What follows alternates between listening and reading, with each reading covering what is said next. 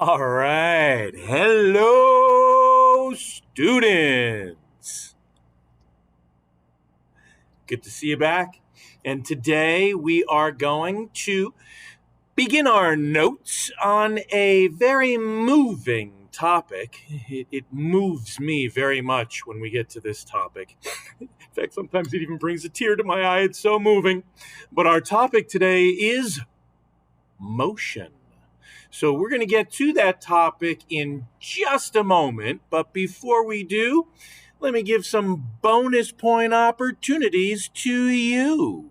Beginning with our weekly challenge. So let me read this to you. You've got all week to figure it out. Don't say it out loud if you think you know the answer. But here it is. The weekly challenge says, a train is traveling from north to south. However, there are parts of the train that are always moving from south to north. What are they? You've got this week to think about it before Friday's quiz. And now our scientist of the week. Our scientist of the week. His name is Galileo Galilei. He was an Italian physicist, significant in the scientific revolution of the Renaissance. He is credited with being the first one to really truly measure speed by defining it as the distance over time, as we will be describing and exploring it throughout the week this week. So Galileo Galilei is his name, and speed is his claim to fame. So, that being said, let's get right into our notes, shall we? And we're going to begin with what's called a frame of reference. Now, you might think of a frame of reference as something, frame, Vogue. Now, all right, so you might think of a frame like a picture frame. That's not the kind of frame we're talking about here, okay? Rather, a frame of reference can be described as an object or background with which movement is compared. What in the world does that mean, you might be saying to yourself? Well, I'll give you a moment to finish copying it down in your notes. Frame of reference is an object or background with which movement is compared. All right, I'm going to try and give you some real-life examples of how you may have experienced a frame of reference, even yourself, even today, perhaps this morning, on your way to school, you may have observed a frame of reference. So let's get to it. Let's go over to the lab over here to a close-up view of something that I'm going to torture you with. Yes, I am going to torture your minds today with this, because I am going to subliminally plant something in your brain that you are not going to get rid of for the rest of the period, maybe even the rest of the day. And you're going to come to me tomorrow and say, why did you do that awful thing? Well, what is that thing I'm going to plant in your brain? Just this, and something that goes along with it. If I were to ask you a question, how do the wheels on the bus go? Oh, you're already being tortured. You're already thinking about it. I know. I can see it in your faces, even though I can't see you directly right now. How do the wheels on a bus go? All right, I know some of you want to sing it out. Sing it out. The wheels on the bus go round and round all through the town. All right, yes, the wheels on a bus go round and round. Raise your hand if you are humming that tune to yourself inside your head right now. I'm sorry, but I'm going to be humming it myself for the rest of the day until I can get it out of my head. But it is a good example. The wheels on a bus go round and round, and it allows you, while traveling on a bus, to travel from one place to another. Now, why am I torturing you with this song? Well, it's really not the song that I'm torturing you with. What I want to explain to you is frame of reference. I would imagine most, if not all of you, have been on a school bus at some point in your life. And if you've been in a school bus, I'm sure you've looked out the window of a school bus. Maybe you're bored, especially this year where you can't even sit next to your friends. You're probably looking out the window saying, "Oh man, this really stinks," or whatever it is you might be saying. But I want you to think about an observation you may have made. Have you ever looked outside the window of your bus, or other moving vehicle for that matter, straight down at the ground next to you, and notice that the ground looks like it's moving really, really quickly? And then you look far, far away into the great divide, into the great distance. And it looks like whatever you're looking at on the horizon seems to barely move at all.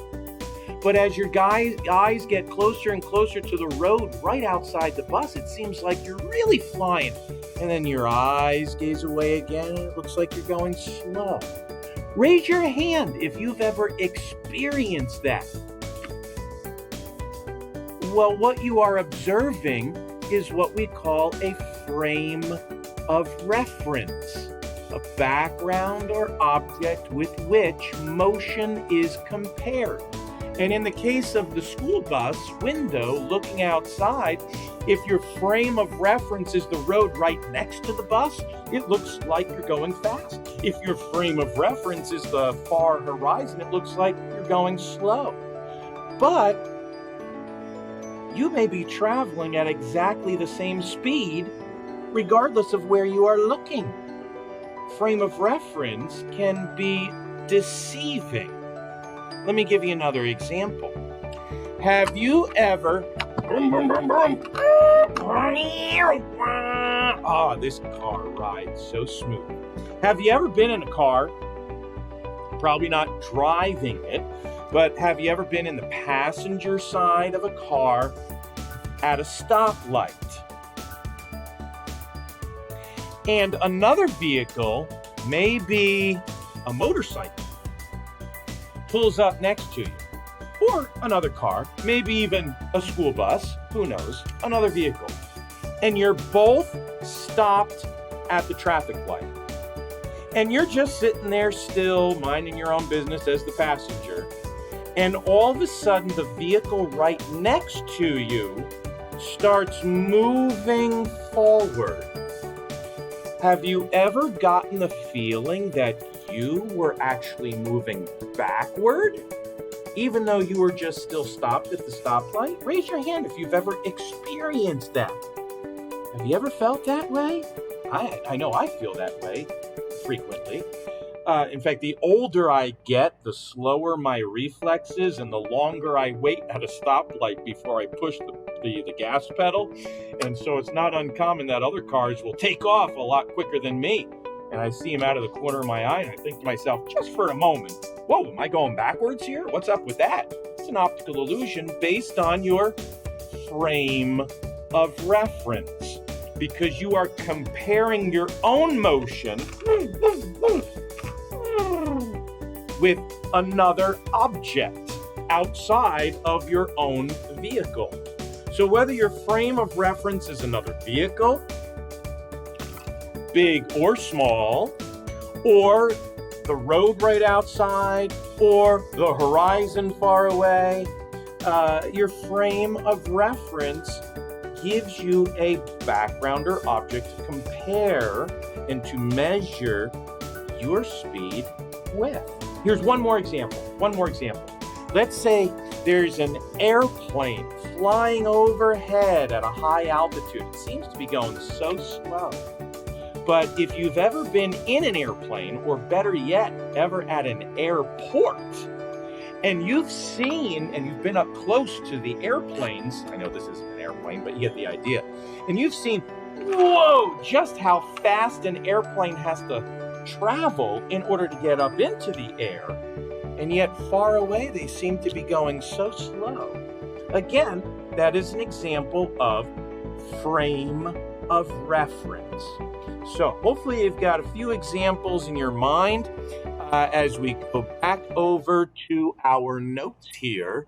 Frame of reference. Again, our frame of reference is an object or background with which movement is compared, and I've given you some examples of that. Now, I just want to review really quickly here the first example that I gave by showing you the wheels on the bus go round and round, round and round, round and round. The wheels on the bus go round and round. Now stop singing that song. I'm telling you, it's going to be in my head the rest of the day. Okay. So we've got frame of reference. Now let's talk about motion. Motion. You're all doing it right now. I'm doing it right now. But what exactly am I doing? Well, let's look at my younger meme, shall we? Here's my younger self. What am I doing? What am I doing? Raise your hand if you can describe for us what you think I'm doing. What do you think? What do you think I'm doing? We can pause and talk about this for a moment, but what was I doing? Hey, high five, buddy. Woo! Okay.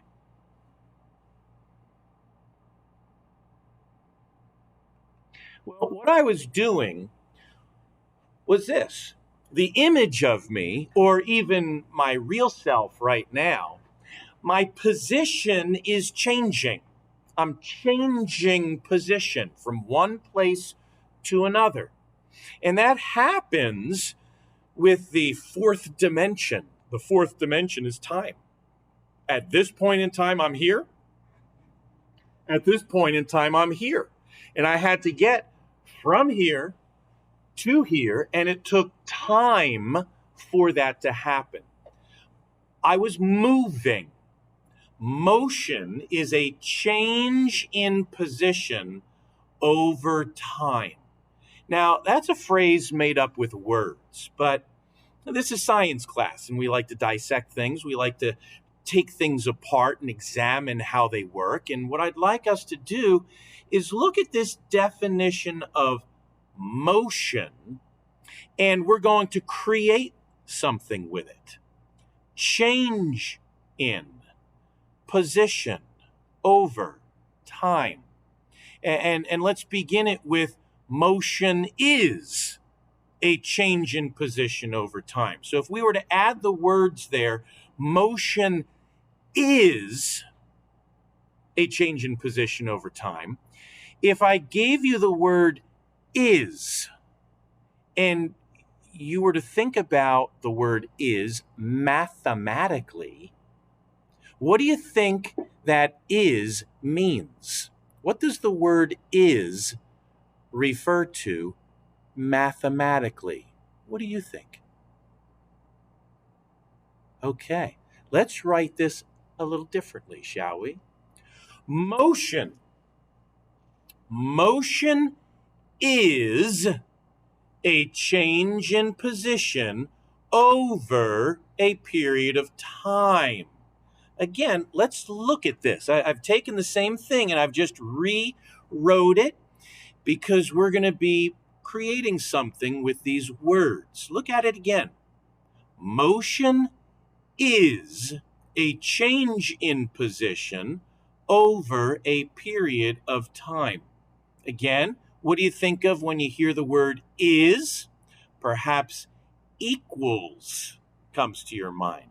What about the word over? over. What does the word over mean in mathematics? What mathematical function? Add, subtract, multiply, or divide. When you hear the word over, what do you think?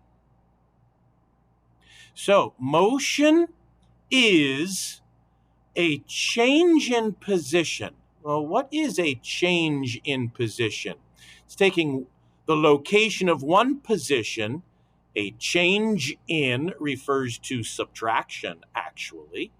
So taking the distance in one place and subtracting it with a distance in another place gives you an overall distance. Let's check this out. Let's write this again a little bit differently.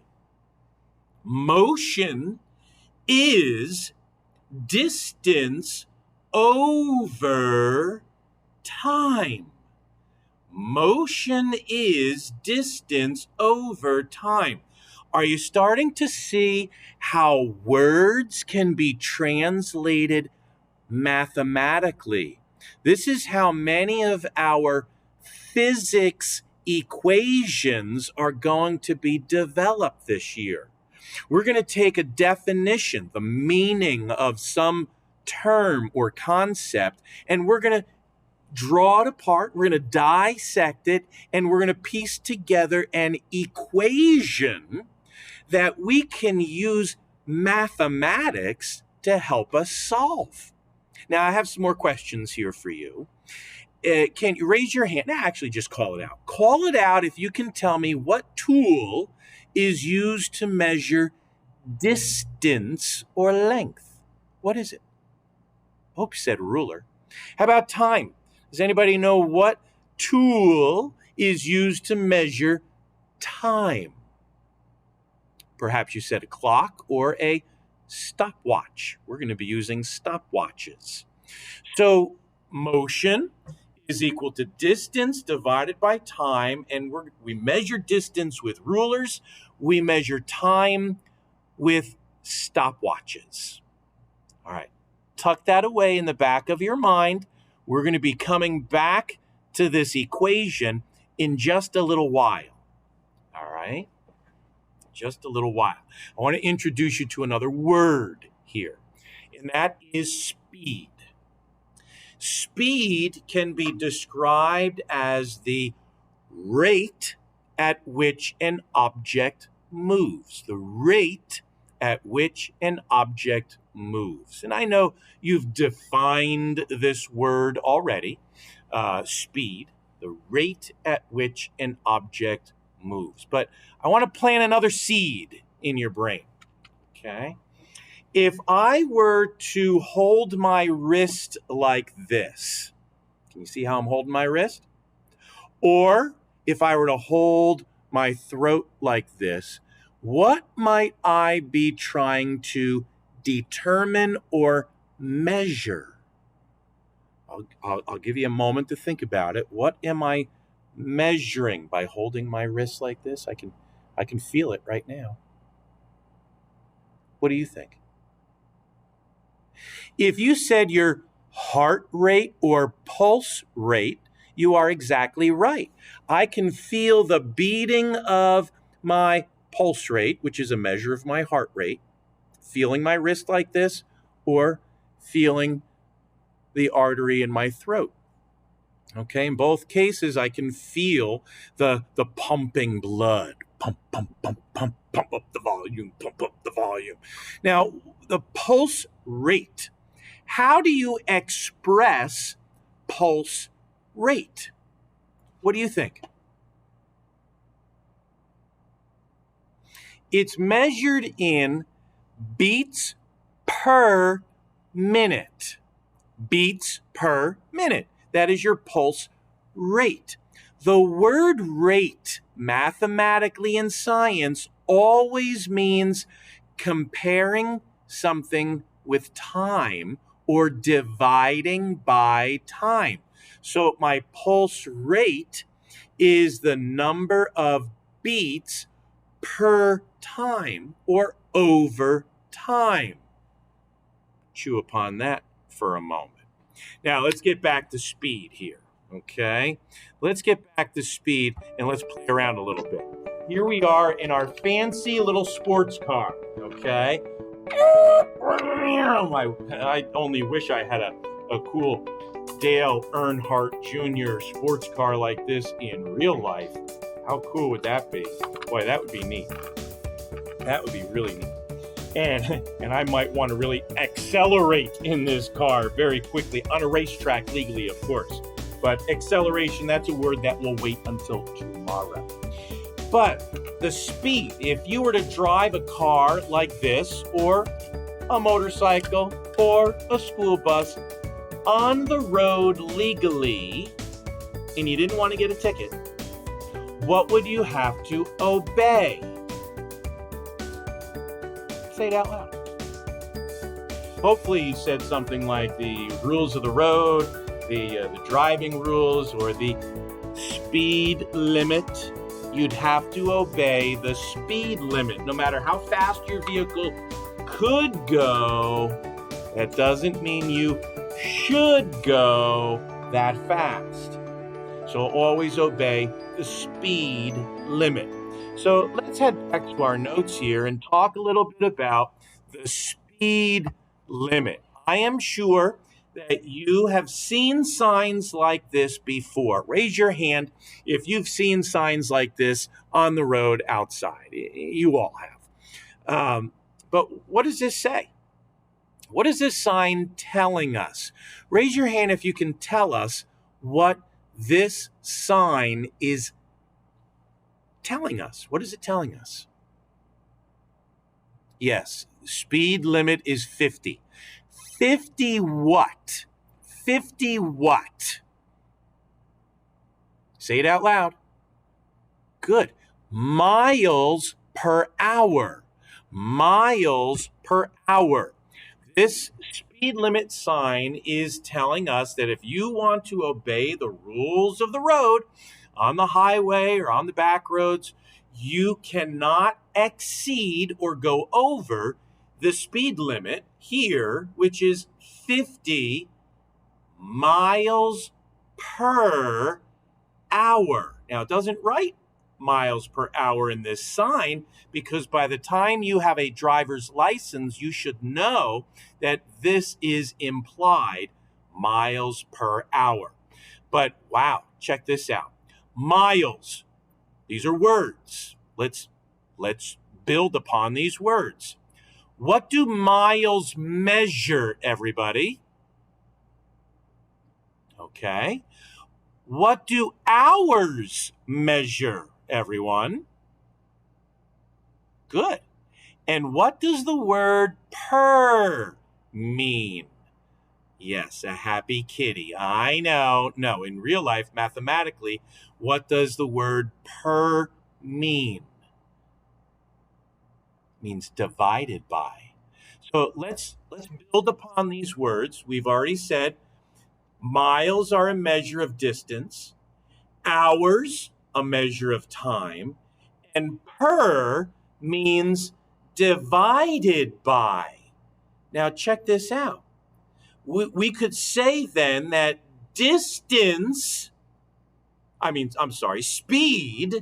speed is distance divided by time. In fact, we could write it this way. You should write it this way. Speed equals distance divided by time. This is an equation that describes the definition of the word speed, which said speed is the rate at which an object moves. In your book, I want you to write this equation down. S for speed equals D for distance divided by time. Speed equals distance divided by time. That is a mathematical equation that we can and will use to measure the rate at which an object moves. In other words, the speed of something. If you are traveling at 10 miles per hour compared to something moving 100 miles per hour, which one is traveling at a faster speed? Yeah, 100 miles per hour, of course. Why? Do you know that? Because it's a bigger number. And you know the relationship between numbers, which numbers are greater than and which numbers are less than other numbers. So we're all building upon previous knowledge here when we're talking about speed. So speed is equal to distance divided by time. Now, not all speed is the same. There is a distinction or a difference between constant speed in the first case and average speed in the second case. Constant speed does not change over time. In other words, it's traveling at the same speed for an extended period of time. It does not change. The average speed, however, you would take the total distance and divide it by the total time. There's another speed here which we're not writing down, but the instantaneous speed. Instantaneous speed would be the actual speed at a given point in time, but we won't go there today. So we've got constant speed, does not change over time. It's just going steadily. It kind of like the arm of a clock. Hopefully, if it's not broken, the arm of a clock, both these minute hand, second hand, hour hand, are going at a constant speed if it is keeping correct time. As opposed to average speed, which is the total distance divided by the total time. And let me give you another example here of the difference between the two. Let me ask you this. Raise your hand if you rode the bus this morning to school. How many of you rode the bus? Okay. Now here's a question for you. Actually, first a statement for you to think about. Hopefully there was a bus driver driving that school bus, and your bus driver left enough time when they first started driving to pick you up and to get you to school on time before school began. They had to know, the bus driver had to know when to leave and when to arrive, a total time. And every bus driver has a different bus route. And that bus route covers a certain distance that must be covered over that period of time in order for you not to be late. In other words, your bus driver has to know something about the average speed that they are traveling their bus route on to pick you up at the beginning of the route and to drop you off at the end of the route. That is an average speed. Now imagine for a moment that your bus driver was traveling at a constant speed. Maybe they calculated at the beginning of their trip, okay, the route I travel is 10 miles and I need to make it in 10 minutes. So I'm going to have to, let's see, 10 miles in 10 minutes. It means I'm going to have to travel at 1 mile in a minute. It comes out to about 60 miles an hour. Okay, so I have to travel at a constant speed of 60 miles an hour to get from point A to point B. But that doesn't include stopping along the way. Can you imagine your bus driver zooming past your house at 60 miles an hour and expecting you to jump on the bus without slowing down or stopping? Now, you might think that would be kind of cool, except the fastest human being on the planet, Usain Bolt, and some of you read an article about him recently, his top speed, and just for a moment, was barely over 25 miles an hour.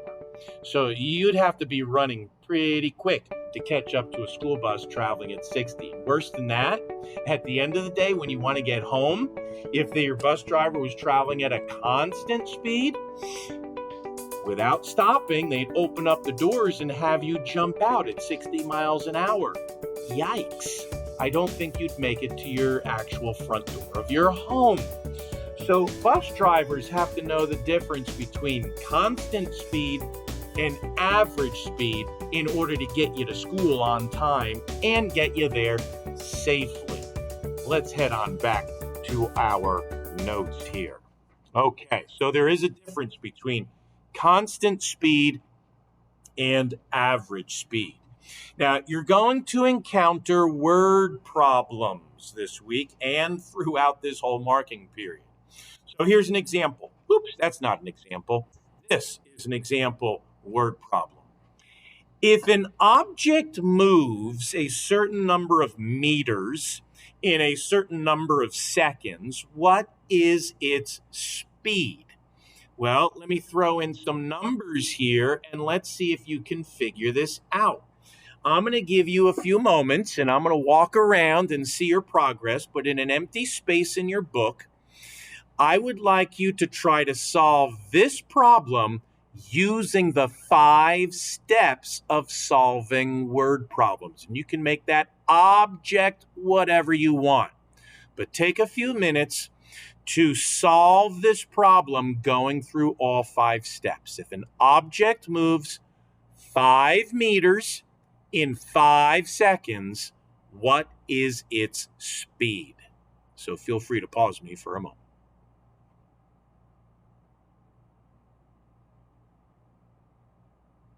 Okay, hopefully you identified that 10 meters is a measure of distance, so little d equals 10 meters, and 5 seconds, 5 seconds is a measure of time, so little t equals 5 seconds. And speed, big S, equals distance divided by time. So distance 10 divided by time, which is 5. 10 divided by 5 is 2. Hopefully you calculated your speed to be 2, don't forget your units, meters per second. Meters per second. That would be the answer. Now, I want to add one more word here for today before we call it quits, and that is the word velocity. Velocity. How many of you have seen a sign like this somewhere around, not far away, when you're traveling on a highway, perhaps? Okay.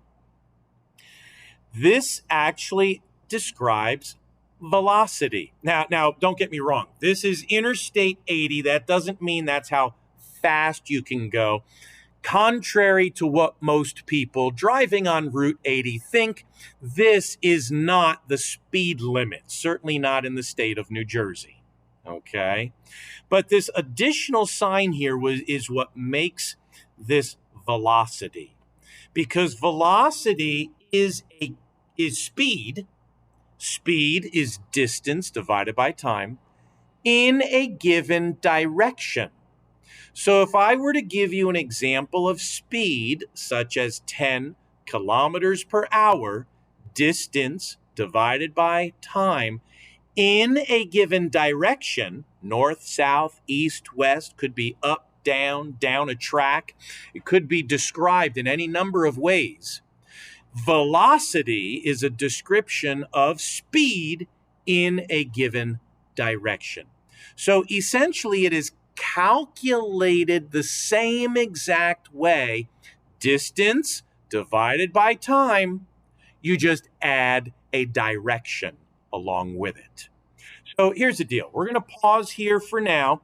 This will be all for our notes today because I would like to give you the remainder of the period to work on the example problems numbers 1 and 2 only in the back of this topic. So check out the back of this topic and only work on example problems 1 and 2. Then we can discuss those 2 problems in class together. And don't forget, use the 5 steps of solving problem. So that's it for now, ladies and gentlemen, and I will bid you adieu by saying bye-bye.